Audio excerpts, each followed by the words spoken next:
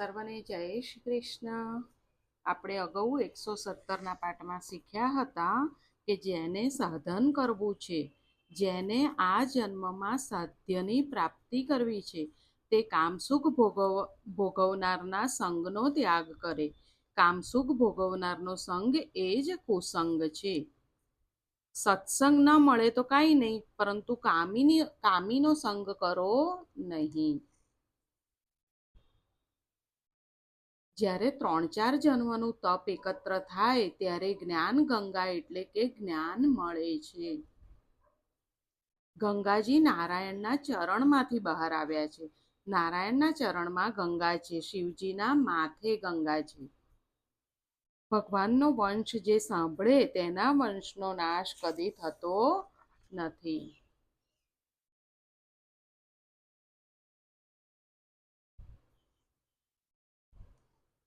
આપણે આપણું પુણ્ય કોઈ જીવના ઉદ્ધાર માટે વાપરીએ તો તે અનંત ગણું થાય છે.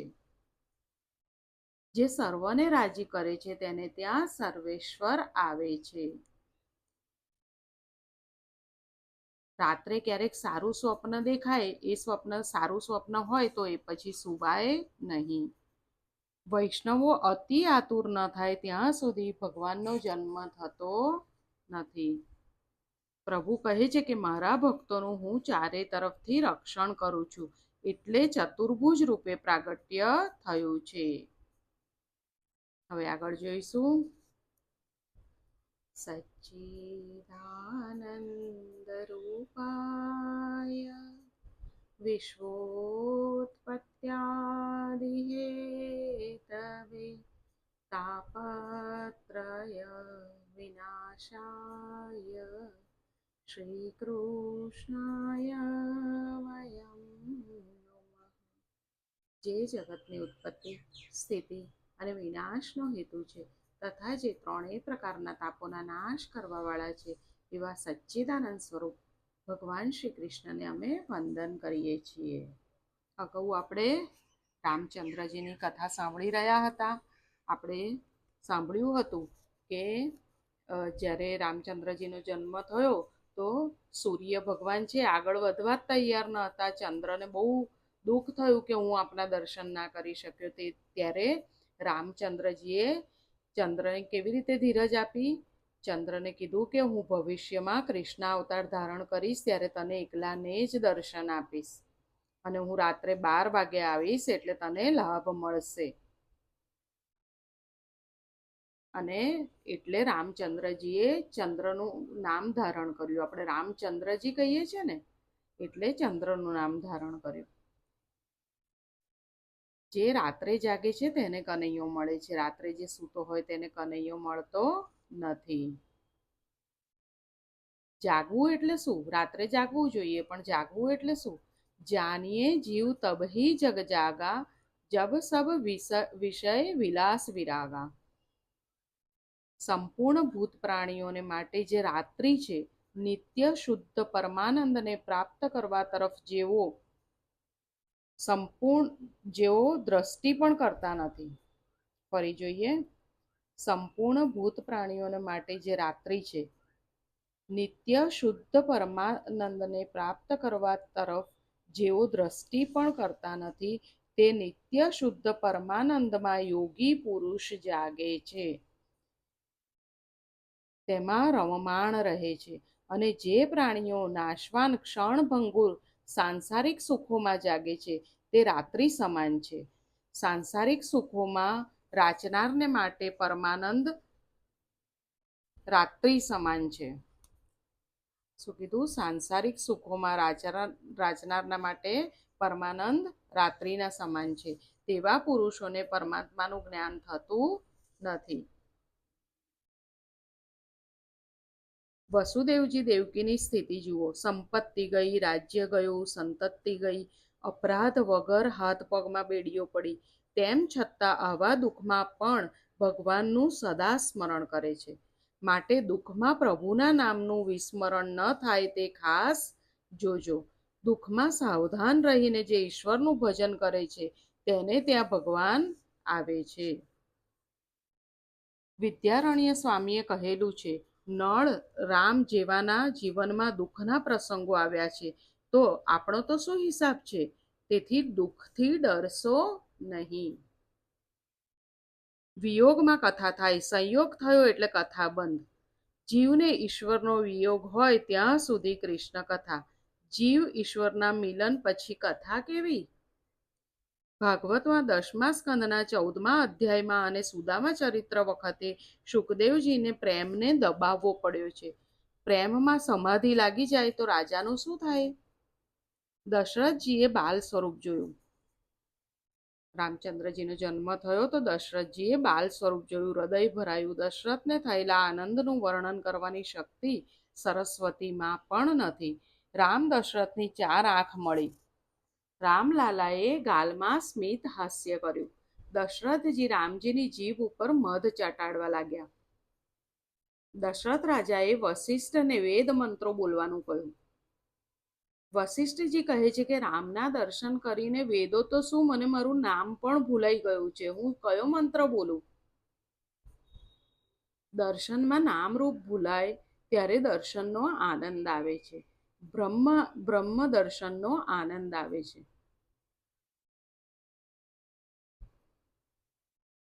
તત્ર વેદાહ અવેદા ભવંતી. ઈશ્વર દર્શન થયા પછી વેદો પણ ભૂલાઈ જાય છે. ઈશ્વરનો સાક્ષાત્કાર થયા પછી વેદો પણ ભૂલાય છે. વેદો પણ મિથ્યા છે. ઈશ્વરનો સાક્ષાત્કાર થાય તો વેદની પણ જરૂર નથી. ઈશ્વરનો સાક્ષાત્કાર થાય તો વેદો ભૂલાય, જગતના નામરૂપ ભૂલાય અને પોતાનું પણ ભાન રહેતું નથી. એટલે વશિષ્ઠજી કહે છે કે મને મારું નામ શું છે એ પણ હું ભૂલી ગયો છું. કૌશલ્યાએ બાળકને ગોદમાં લીધો. બહાર આવ્યા છે. અયોધ્યાની પ્રજા રામલાલાના દર્શન કરે છે. કોઈને ભૂખ તરસનું પણ ભાન નથી. રામ વગર આરામ મળતો નથી. જીવ માત્ર આરામને શોધે છે. જીવ માત્ર શાંતિનો ઉપાસક છે. એવી શાંતિ મળે કે જે શાંતિનો ભંગ ન થાય. રામજીની મર્યાદાનું પાલન કરો તો જીવનમાં સાચી શાંતિ મળશે. રામજીની મર્યાદાનું પાલન કરીએ તો આપણને જીવનમાં સાચી શાંતિ મળશે. મનુષ્ય રામજીની જીવન મર્યાદાને જીવનમાં ઉતારતો નથી એટલે સાચી શાંતિ મળતી નથી. ધર્મનું ફળ છે શાંતિ, અધર્મનું ફળ છે અશાંતિ. ધર્મની મર્યાદાનું પાલન ન કરે તેને શાંતિ પ્રાપ્ત થતી નથી. સ્ત્રી સ્ત્રીની મર્યાદામાં રહે અને પુરુષ પુરુષની મર્યાદામાં રહે. માનવ જ્યારે મર્યાદા ઓળંગે છે ત્યારે અશાંતિ આવે છે. જ્યારે પણ આપણે મર્યાદા ઓળંગીએ છીએ ત્યારે અશાંતિ આવે છે. પણ કહે છે ને, આપણે બોલેલું કોઈનું કરતા નથી, અનુભવથી જ સમજીએ છીએ. ધર્મ મર્યાદા વિનાના જ્ઞાન, ભક્તિ કે ત્યાગ સફળ થતા નથી. આપણામાં કેટલું જ્ઞાન હોય, ભક્તિ હોય કે ત્યાગ હોય, પણ એ ધર્મની મર્યાદામાં હોય ત્યારે જ સફળ થાય છે. ધર્મ મર્યાદા વગર તે સફળ થતા નથી. પહેલા કરતાં મંદિરમાં અને કથામાં ભીડ વધારે થાય છે. આજકાલ જ્ઞાન અને ભક્તિ વધ્યા છે એમ લાગે છે, પણ કોઈને શું શાંતિ મળે છે? ના. તેનું કારણ છે કે કોઈ ધર્મ મર્યાદા પાળતા નથી. લોકો આજે ધર્મને ભૂલ્યા છે. ધર્મ વિના શાંતિ નથી. ધર્મની મર્યાદા છોડશો નહીં તો જ ભક્તિ સફળ થશે. ધર્મ મર્યાદા પાળ્યા વગર ભક્તિ જ્ઞાન નકામા છે. ચંદ્ર સૂર્ય ધર્મની મર્યાદામાં છે. સમુદ્ર પોતાની મર્યાદા છોડતો નથી. ત્યારે લોકોને થોડો પૈસો મળે, અધિકાર વધે, માન મળે એટલે માને છે કે હું તો મોટો થઈ ગયો છું, મને પૂછનાર કોણ છે? તને જ્ઞાન આપ્યું છે તે ધર્મની મર્યાદા પાળવા માટે આપ્યું છે, મર્યાદા તોડવા માટે નહીં. રઘુનાથજી મર્યાદા પુરુષોત્તમ અને સર્વ સદ્ગુણોના ભંડાર છે. રામ એ પરમાત્મા હોવા છતાં ધર્મનું મર્યાદાઓનું ખૂબ પાલન કરે છે. બધા દિવ્ય સદ્ગુણો જેમાં એક થાય છે તે પરમાત્મા છે. લક્ષ્મણજી વિવેકનું, ભરતજી વૈરાગ્યનું અને શત્રુઘ્ન સત્વિચારનું સ્વરૂપ છે. લક્ષ્મણજી છે જે રામજીના ભાઈ, એ વિવેકનું, લક્ષ્મણજી વિવેકનું, ભરતજી વૈરાગ્યનું અને શત્રુઘ્ન સદવિચારનું સ્વરૂપ છે. ભરત અને શત્રુઘ્ન એટલે વૈરાગ્ય અને સદવિચાર. જો અયોધ્યામાં ન હોત તો દશરથ કૈકેયીને અધીન થાત, નહીતર નહીં. ચંદન અને પુષ્પથી રામજીની સેવા કરો એ ઠીક છે. આપણે બહુ રામજીની પૂજા કરીએ, બહુ સેવા કરીએ, બધું ઠીક છે, પરંતુ રામજીની આજ્ઞાનું પાલન કરો એ રામજીની ઉત્તમ સેવા છે. રામજી જે આપણને કહે છે, રામજી આપણને જે આજ્ઞા કરે છે તેનું પાલન કરવું એ ઉત્તમ સેવા છે. સંભવ છે કે રામજીની મર્યાદાનું પાલન ન કરો તો રામજી તમારી પ્રાર્થના સાંભળશે નહીં. ભગવાનની ઉત્તમ સેવા એ છે કે ભગવાનની આજ્ઞાઓનું પાલન કરવું. જો તેમ કરવામાં ન આવે તો ઈશ્વર કહે છે કે મારું કહેલું તો કરતો નથી અને સેવા કરે તે યોગ્ય નથી, તારી સેવા હું સ્વીકારતો નથી. રામજીનું ચરિત્ર એટલું પવિત્ર છે કે તેનું સ્મરણ કરતા આપણે પવિત્ર થઈ જઈએ. વર્તન રાવણ જેવું રાખે અને રામ નામનો જપ કરે તો રામ નામનું ફળ મળે નહીં. વર્તન રામ જેવું રાખો અને રામ રામનો જપ કરો તો તાલુમાંથી અમૃત ઝરશે. રામજીની ઉત્તમ સેવા એ છે કે રામજીનો એક એક સદગુણ જીવનમાં ઉતારવાનો પ્રયત્ન કરો. રામજીની ઉત્તમ સેવા કઈ છે? બેસીને આપણે સેવા કરીએ એ નહીં. રામજીની ઉત્તમ સેવા એ છે કે રામજીનો એક એક સદગુણ જીવનમાં ઉતારવાનો પ્રયત્ન કરો. રામચંદ્રજીનો અવતાર રાક્ષસોનો સંહાર કરવા માટે થયો ન હતો, પરંતુ મનુષ્યને ઉચ્ચ આદર્શ બતાવવા માટે થયો છે. રઘુનાથજી રાક્ષસોને મારવા માટે આવ્યા ન હતા. રઘુનાથજી મનુષ્યને આદર્શ માનવ ધર્મ સમજાવવા માટે આવ્યા હતા. રામજીનો અવતાર જગતને માનવ ધર્મનો ઉપદેશ આપવા માટે છે. વાલ્મીકી રામને ઉપમા આપવા ગયા, પરંતુ કોઈ ઉપમા ન જડી. રામ જેવા ખાલી રામ જ છે. રામજીને કોઈ ઉપમા આપી શકાય નહીં. રામ જેવા રામ જ છે. મનુષ્ય માને ગમે તે દેવને, શંકરને, વિષ્ણુને કે કોઈ દેવ દેવીને, પરંતુ વર્તન રામજી જેવું રાખે. શંકરનો ભક્ત હોય કે કૃષ્ણનો, પણ વર્તન તો રામ જેવું જ રાખે. જેનું વર્તન રામ જેવું હશે તેની ભક્તિ સફળ થશે. કૃષ્ણ લીલાઓ અનુકરણ કરવા માટે નથી, પણ તે લીલાઓ શ્રવણ કરીને તેમાં તન્મય થવા માટે છે. ગોકુળ લીલામાં પુષ્ટિ છે, દ્વારિકા લીલામાં મર્યાદા છે. રામજીની અમુક લીલા અનુકરણીય અને અમુક લીલા ચિંતનીય એવું નથી. રામજીનું સમગ્ર વર્તન અનુકરણીય છે. રામ સર્વગુણોના ભંડાર છે. પ્રત્યેક સ્ત્રીમાં રામજી માતૃભાવ રાખતા હતા. કોઈ સ્ત્રીને રઘુનાથજીએ કામભાવથી જોતા ન હતા. મનુષ્ય એક બાજુથી પુણ્ય કરે છે અને બીજી બાજુથી પાપ ચાલુ રાખે છે. સરવાળે કાંઈ હાથમાં આવતું નથી. રામ માતા પિતાની આજ્ઞામાં હંમેશા રહેતા. સ્વતંત્ર સ્વચ્છંદ રીતે કોઈ દિવસ ન વર્તો. રામ સદા દશરથ કૌશલ્યાને પ્રણામ કરતા. આજકાલના છોકરાઓને માતા પિતાને પ્રણામ કરતા શરમ આવે છે. ધૂળ પડી તારી વિદ્યામાં, જે વિદ્યા તને મા બાપને વંદન કરવામાં રોકે છે. બાપની મિલકત લેતા સંકોચ કે શરમ આવતા નથી અને વંદન કરવામાં સંકોચ થાય છે. માતા પિતા લક્ષ્મી નારાયણ સ્વરૂપ છે, તેમને વંદન કરો. રઘુનાથજીની ઉદારતાનો, રઘુનાથજીની દીન વાત્સલ્યતાનો જોટો જગમાં નથી. રામ જેવા રાજા થયા નથી અને થવાના નથી. રામ ચરિત્ર દિવ્ય છે. રામજીનું ચરિત્ર સર્વને ડોલાવે છે. તેથી મહાત્માઓ આવું કહે છે. સર્પને કાન કેમ નથી આપ્યા તેનું કારણ ખબર છે? સર્પમાં મુખ્ય શેષનાગ છે અને તેની ફણા ઉપર આ ધરતી છે. રામજીની કથા શ્રવણ કરતા શેષનાગ અગર ડોલે તો ધરતીનો વિનાશ થઈ જાય. બ્રહ્માજીએ વિચાર કર્યો કે આખું બ્રહ્માંડ શેષજીના માથે છે. તેને કાન હોય તો રામજીની કથા સાંભળે અને ડોલવા લાગે તો બ્રહ્માંડનો નાશ થાય. તેથી શેષજીને કાન આપ્યા નથી. આ તો કવિની ઉત્પ્રેક્ષા છે. રામજીમાં સર્વ સદગુણો એકત્ર થયા છે.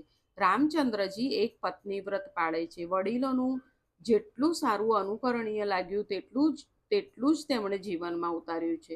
રામજીએ દશરથનું બધું રાખ્યું, પરંતુ દશરથની એક વસ્તુ રાખી નથી, તેમનું બહુપત્નીત્વ રાખ્યું નથી. પુરુષ એક જ સ્ત્રીમાં કામભાવ રાખે અને ધર્માનુકૂળ કામ ભોગવે તો તે ગૃહસ્થ હોવા છતાં બ્રહ્મચારી છે. કામને વ્યાપક થવા દેશો નહીં. તેને એક જગ્યાએ સંકુચિત કરજો અને આ માટે જ લગ્ન છે. કામભાવને એકમાં સંકુચિત કરી તેનો નાશ કરવાનો છે. નિર્દોષ એક ઈશ્વર છે. સંભવ છે ગુરુમાં કાંઈ દોષ રહી જાય છે, પણ ગુરુના દોષનું અનુકરણ કરવાનું નથી. રામજી આંખ ઊંચી કરીને કોઈને જોતા નથી. સીતાજી પણ આંખ ઊંચી કરીને કોઈને જોતા ન હતા. આ શાસ્ત્રની મર્યાદા છે. આવી ખૂબ મર્યાદા પાળશો તો જીવન સુધરશે. રઘુનાથજી સીતાજી આ મર્યાદાઓનું પાલન કરે છે. રામચંદ્રજી એક પત્ની વ્રત પાળે છે. સીતાજી એક પતિવ્રત પાળે છે. ઈશ્વરની ધર્મ મર્યાદા પાળે તે મનુષ્ય. વાલ્મીકી રામાયણના સુંદરકાંડમાં કથા આવી છે. હનુમાનજી સીતાજીને મળવા અશોકવનમાં આવ્યા છે. સીતાજીને હનુમાનજી કહે છે કે માં, હું જાઉં છું. સીતાજી કહે છે તું આવ્યો તે સારું થયું. તારા ગયા પછી રાક્ષસીઓ મને બહુ ત્રાસ આપશે. હનુમાનજી કહે છે તમે આજ્ઞા આપો તો તમને હું રામજીની પાસે આજે જ લઈ જાઉં. તમે મારા ખભે બિરાજો. હું રામદૂત છું, મને કોઈ મારી શકે નહીં. સીતાજીએ ત્યાં ના પાડી છે. તું મારો દીકરો છે, તું બાળ બ્રહ્મચારી છે, પવિત્ર છે, પણ તું પુરુષ છે અને હું સ્ત્રી છું. મારા માટે પરપુરુષનો સ્પર્શ વ્યજ્ર છે. પરપુરુષને સ્પર્શ કરવાથી સ્ત્રીના પાતિવ્રત્યનો ભંગ થાય છે. જગતને સ્ત્રી ધર્મનો આદર્શ બતાવવા મારો જન્મ છે. હું તારા ખભે બેસીને આવું તો લોકો શું કહે? રઘુનાથજી, મારા સિવાય કોઈ સ્ત્રીને અડકતા નથી. મનુષ્ય મનથી પણ કોઈ સ્ત્રીને સ્પર્શ ન કરે. મેં રામજી સિવાય કોઈના ચરણનો સ્પર્શ કર્યો નથી. સ્ત્રી પતિ સિવાય કોઈ સાધુ સંતનો પણ ચરણ સ્પર્શ ન કરે. સાધુ સંતને દૂરથી વંદન કરે. આ શાસ્ત્રની મર્યાદા છે. બેટા, તું બાળ બ્રહ્મચારી છે. હું તને સ્પર્શ કરું તો ધર્મની મર્યાદા તૂટે. સીતાજી આદર્શ સ્ત્રી ધર્મનું તત્વ જગતને બતાવે છે. આદર્શ સ્ત્રી ધર્મ બતાવવા સીતાજી પ્રગટ થયા છે. રામજી સરળ છે, પણ સીતાજીની સરળતા અલૌકિક છે. રામજીનો બંધુ પ્રેમ દિવ્ય છે. માતૃ પિતૃ ભક્તિ અલૌકિક છે. વડીલનું દિલ કોઈ દિવસ ન દુભાવવું. શું કહ્યું? વડીલ એટલે આપણાથી જે મોટા હોય એનું દિલ આપણે ન દુભાવવું. રામજીને કૈકેયીએ વનવાસ આપ્યો ત્યારે કૈકેયીને પગે લાગી રામજીએ કહ્યું, માં, મારો ભરત રાજા થતો હોય તો 14 વર્ષ તો શું હું કાયમના માટે વનમાં રહેવા તૈયાર છું. માં, તારો મારા તરફ પક્ષપાત છે. ભરત કરતાં તારો પ્રેમ મારામાં વિશેષ છે. ઋષિ મુનિઓનો મને સંગ પ્રાપ્ત થાય, સત્સંગ પ્રાપ્ત થાય, તેથી તે મને વનવાસ આપ્યો છે. એવું કોણે કીધું? રામજીએ કીધું. વનમાં ઋષિ મુનિઓનો સત્સંગ થાય એટલા માટે અમને વનમાં મોકલો છો. અમારા કલ્યાણ માટે તમે મને વનમાં મોકલો છો. રામકથા સાગર જેવી છે. રામચંદ્રજીની કથા 1 કરોડ શ્લોકમાં શિવજીએ વર્ણવી છે. રામજીનો એક એક ગુણ જીવનમાં ઉતારો, તેની એક એક મર્યાદા જીવનમાં ઉતારો. રામનવમીનો ઉત્સવ ત્યારે પરિપૂર્ણ થાય, ત્યારે સફળ થશે કે જ્યારે તેની એક એક મર્યાદાને જીવનમાં ઉતારશો ત્યારે. આજે અહીંયા સુધી રાખીએ. આજે આપણે શું શીખ્યા આપણે જોઈ લઈએ. આજે આપણે શીખ્યા કે સાંસારિક સુખોમાં રાચનારને માટે પરમાનંદ રાત્રિ સમાન છે. દુઃખમાં પ્રભુના નામનું વિસ્મરણ ન થાય તે જોજો. ખાસ ધ્યાન રાખવાનું કે દુઃખમાં પ્રભુને ભૂલી ના જઈએ. દુઃખમાં સાવધાન રહીને જે ઈશ્વરનું ભજન કરે છે તેને ત્યાં ભગવાન આવે છે. ઈશ્વરનો સાક્ષાત્કાર થાય તો વેદો ભૂલાય, જગતના નામરૂપ ભૂલાય અને પોતાનું પણ ભાન રહેતું નથી. એટલે વશિષ્ઠજી કહે છે કે મારું નામ શું છે તે પણ હું ભૂલી ગયો. રામજીની મર્યાદાનું પાલન કરો તો જીવનમાં સાચી શાંતિ મળશે. ધર્મની મર્યાદાનું પાલન ન કરે તેને સાચી શાંતિ પ્રાપ્ત થતી નથી. સ્ત્રી સ્ત્રીની મર્યાદામાં રહે અને પુરુષ પુરુષની. માનવ જ્યારે મર્યાદા ઓળંગે છે ત્યારે જ અશાંતિ આવે છે. ધર્મ મર્યાદા વિનાના જ્ઞાન, ભક્તિ કે ત્યાગ સફળ થતા નથી. લક્ષ્મણજી વિવેકનું, ભરતજી વૈરાગ્યનું અને શત્રુઘ્ન સદવિચારનું સ્વરૂપ છે. રામજીની આજ્ઞાનું પાલન કરો એ રામજીની ઉત્તમ સેવા છે. રામજીની ઉત્તમ સેવા એ છે કે રામજીનો એક એક સદગુણ જીવનમાં ઉતારવાનો પ્રયત્ન કરો.